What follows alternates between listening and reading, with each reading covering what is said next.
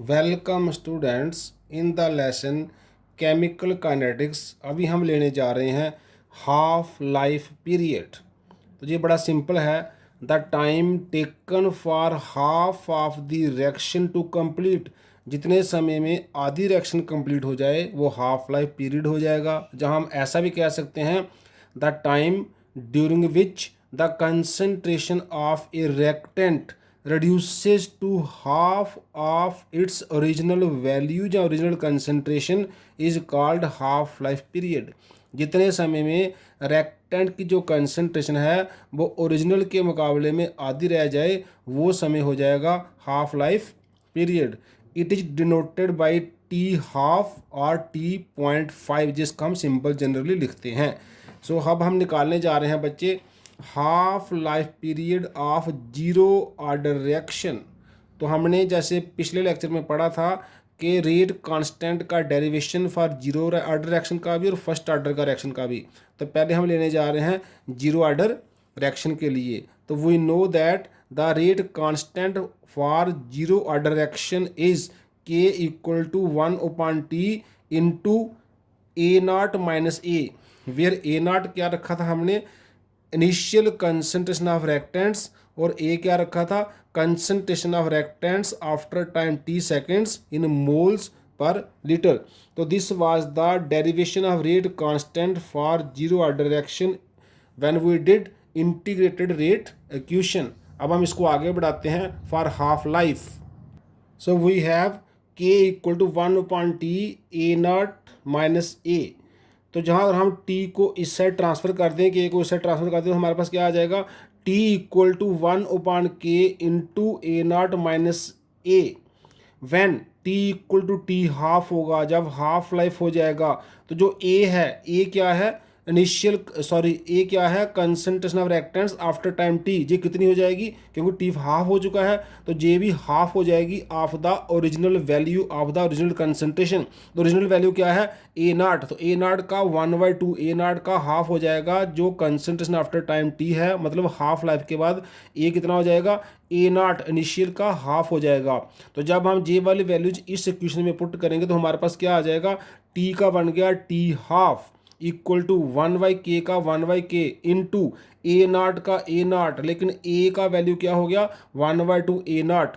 तो हम जो सिंपल कैलकुलेशन करते हैं हम इसकी, टी हाफ है क्या हो जाएगा 1/K इंटू, जब हम इस जी ऐसे है, जब हम इस A में से A0 में से 1/2 A0 मीन्स 1 A0 में से 1/2 A0 माइनस करेंगे तो we are left with 1/2 A0। तो हमारे पास क्या आ गया, 1/2 A0। A0 क्या है, initial concentration of the reactants. तो टी हाफ क्या हो जाएगा बच्चे, टी हाफ हो जाएगा 1/2K इंटू A0। तो this is the formula for half life period of zero order reaction. अगर हम कांस्टेंट को हटा दें तो हम ऐसा भी कह सकते हैं T half is directly proportional to initial concentration of the reactants. तो half life of zero order reaction is directly proportional to initial concentration of the reactants. तो अगर आपको half life of the zero order के बारे में कोई numerical problem आए, जहाँ उसका कोई डेरिवेशन आए, तो आपने बच्चे इस तरह से उसको सॉल्व करना है। अब हम लेते हैं फर्स्ट ऑर्डर रिएक्शन का हाफ लाइफ। तो half life period of first order reaction हम कैसे निकालेंगे, सेम जीरो ऑर्डर की तरह।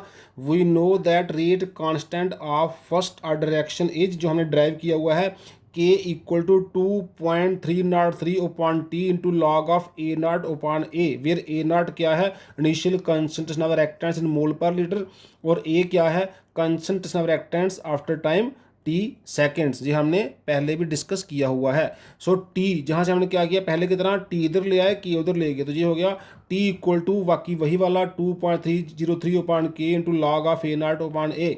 Again when T equal to T half हो जाएगा, A concentration of reactant after time T second कितना हो जाएगा, A0 इनिशियल कंसंट्रेशन का हाफ हो जाएगा, जैसे हमने जीरो ऑर्डर में किया। तो जब हम जे वाली वैल्यू जहाँ पुट करेंगे, टी का बन गया टी हाफ, 2.303 का वही रहा, के का के रहा, लॉग का लॉग रहा, A0 का A0 रहा, लेकिन ए जो था जो न्यूमरेटर में जो डिनोमिनेटर में ये है, इसका क्या बन गया, 1/2 A0। तो जहाँ से हम A0 अगर कैंसिल कर दें तो we are left with 2.303/K into log of a naught cancel हो चुका है, 1/2 डिनोमिनेटर में है, ये ऊपर जाके क्या हो जाएगा 2, तो हमारे पास क्या आ गया टी हाफ हमारे पास आ गया 2.303 अपॉन के इंटू लॉग ऑफ 2।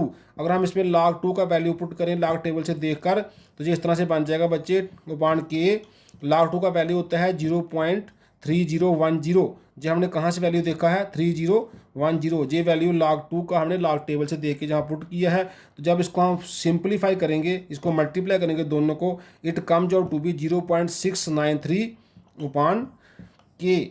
तो ये जो है this is the derivation of half life period of first order reaction. तो T half for first order reaction is 0.693 upon K. तो बच्चे आप देख सकते हैं इसमें कोई भी कंसंट्रेशन की टर्म नहीं आ रही है। कंसंट्रेशन की टर्म कौन सी है, जहाँ ए नॉट है इनिशियल कंसंट्रेशन, जहाँ ए है concentration after time T seconds. तो ना ए नॉट है इसमें ना ए है, that means to find the half life period of first order reaction we do not require the initial concentration of the reactants. So therefore we can also say that half life period of first order reaction is independent or does not depend upon the initial concentration of the reactants. ये बड़ा important point है। जैसे अगर कोई हमारे पास 100 ml का कोई reactant है तो 100 ml में 50 ml तक आने में जितना समय लगेगा उतना ही समय 50 ml का 25 ml में आने लगेगा, और उतना ही समय 25 का 12.5 में,